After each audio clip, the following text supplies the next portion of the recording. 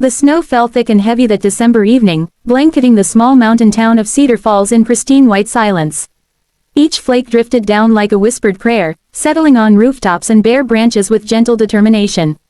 The world seemed wrapped in cotton, muffled and peaceful, yet beneath this serene surface, hearts were racing with worry and hope.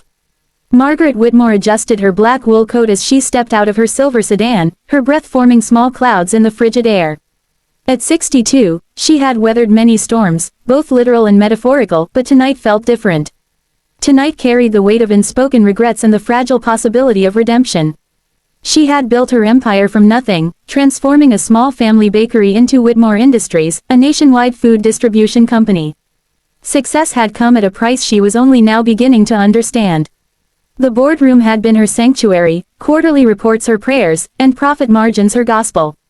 But success, she had learned too late, could be a cold companion when family grew distant and love became a stranger. Her daughter Emma had tried to bridge that gap for years. Phone calls that went unanswered, dinner invitations declined for board meetings, grandchildren's birthday parties missed for business trips. Emma had finally stopped trying, and Margaret had convinced herself it was for the best. Business was simpler than family.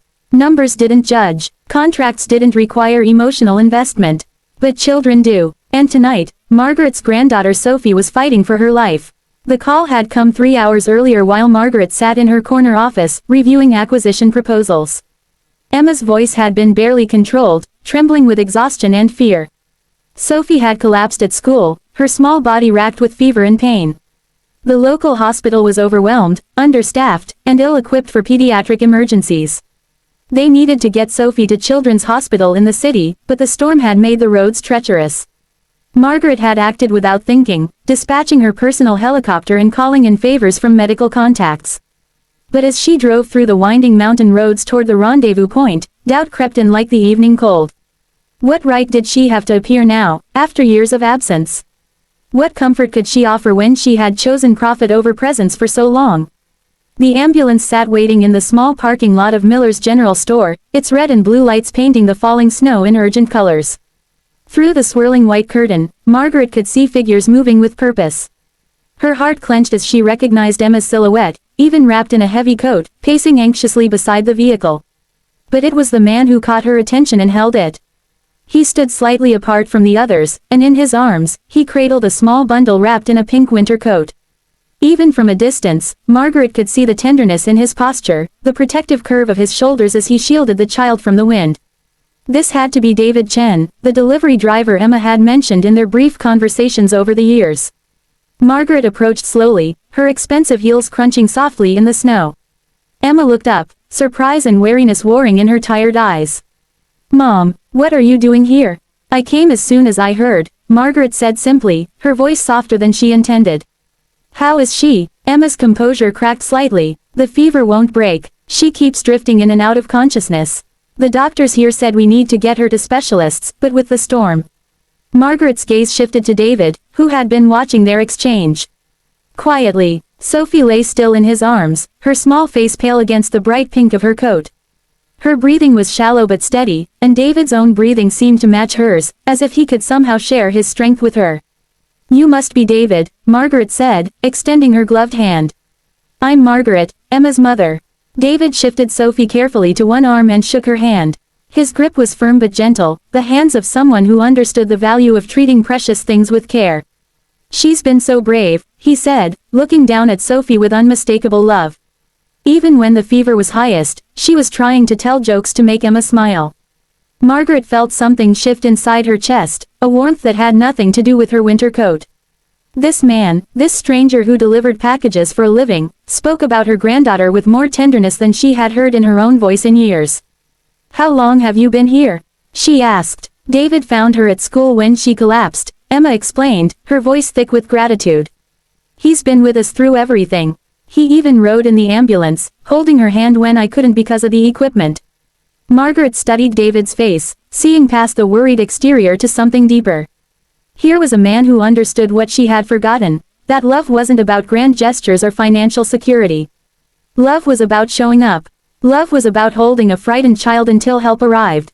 Love was about staying when staying was hard. The sound of rotors cut through the snowy silence, and Margaret's helicopter appeared through the storm like a mechanical angel. The pilot had managed to navigate the treacherous weather, guided by GPS and decades of experience flying in mountain conditions.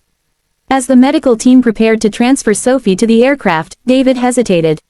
He had been her anchor through the worst of it, but now came the moment to let go, to trust others with the most precious cargo he had ever carried. "Go with her," Emma said, touching his arm. "She needs you. We need you." The flight to the city was tense and swift. Margaret watched from her seat as David continued to murmur softly to Sophie, his voice a steady counterpoint to the helicopter's rhythmic beating. Emma sat beside him, their hands intertwined over Sophie's still form. They looked like a family, Margaret realized. Not bound by blood or legal documents, but by something far more powerful, choice and commitment and unconditional love. At Children's Hospital, the medical team moved with practiced efficiency. Sophie was whisked into the pediatric intensive care unit, where specialists began the careful work of diagnosis and treatment. The adults were left in the waiting room, surrounded by the familiar sounds of a hospital at night, the soft beeping of monitors, the whisper of ventilation systems, the distant conversations of medical staff. Margaret found herself studying David as he sat beside Emma, still wearing his delivery company uniform under his winter jacket. His hands were steady as he held Emma's, but she could see the exhaustion in his shoulders, the weight of responsibility he had taken on without question. "Why?" she asked him suddenly. "Why did you stay? You barely knew them." David looked up, surprised by the directness of her question. He considered for a moment, then spoke with quiet certainty. "Because someone had to. Because Sophie is special, and Emma is special, and when you love people, you don't abandon them when things get scary." The words hit Margaret like a physical blow. When you love people, you don't abandon them when things get scary. She had abandoned them. She had chosen the safety of her business world over the messy, complicated reality of family love. "I've made terrible mistakes," she said, her voice barely audible. "I thought providing financial security was enough. I thought success would make up for not being there." Emma looked at her mother, really looked at her, for the first time in years. She saw not the intimidating CEO who had dominated boardrooms and business magazines, but a tired woman facing the possibility that her priorities had cost her the most valuable things in life. "You're here now," Emma said softly. "That's what matters." 3 hours later, a young doctor emerged from the ICU with news that made them all exhale in relief. Sophie's fever had broken. The infection was responding to treatment. She was asking for her mother, and she was asking for the nice man who had carried her through the snow.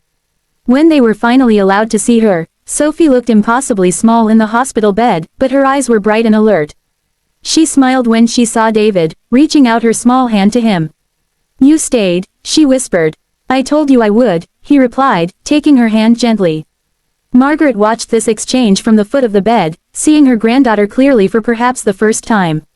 Not as an obligation or a reminder of her own failures, but as a miraculous small person who deserved all the love the world could offer. "Grandma came too," Sophie said, noticing Margaret with the sharp awareness of children. "Yes, sweetheart, I came too. Are you going to stay?" The question hung in the air like the snowflakes outside the window, each word carrying the weight of years of absence and the promise of possible tomorrows. Margaret looked at Emma, at David, at Sophie, and felt something that had been frozen inside her for years begin to thaw. "Yes," she said, and meant it with every fiber of her being. "I'm going to stay." Outside, the snow continued to fall, covering the world in fresh beginnings and second chances. And in room 314 of Children's Hospital, a family that had been broken began to heal, bound together not by blood alone, but by the simple, powerful truth that love is not about perfection.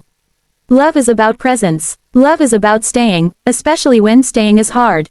David Chen, the delivery man who had carried a sick child through a snowstorm, had delivered more than anyone could have imagined. He had delivered a lesson about love that would change all their lives forever.